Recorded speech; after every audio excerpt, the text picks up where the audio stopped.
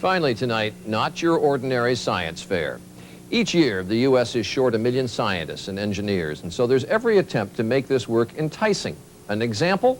What happened this weekend in Orlando? 15,000 teenagers from 270 high schools all across the country vying to prove that they can build a better robot. Here's ABC's Jack Smith.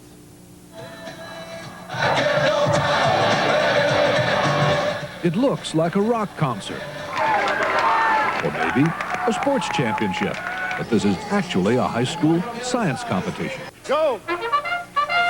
The object is for competing robots to place as many balls as possible in a raised trough, then force their way onto a central ramp, and if possible, hook the bar and hang from it. We're trying to get to the kids that never really thought about science and engineering as possible for them, particularly women and minorities.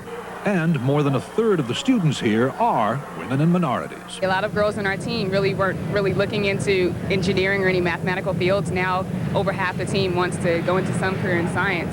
Students have to raise their own money. Robots cost around $5,000, and they have just 6 weeks to build them. This is what most American children need, adult presence, you know, and they don't get it. So here they're getting it, definitely, attention from adults.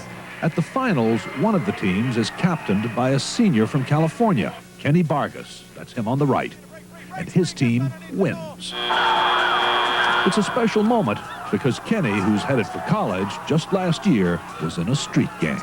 You know, I never accomplished anything in my life. Nobody ever told me, you know, I was good at anything. And then, you know, I saw that I was good at something, and I saw that, you know, I could be good in other areas if I just put all my effort towards it.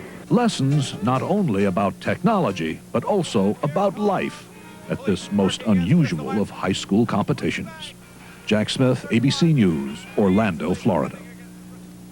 And that is our report on World News Tonight. I'm Charles Gibson. We hope you have a good evening and good night.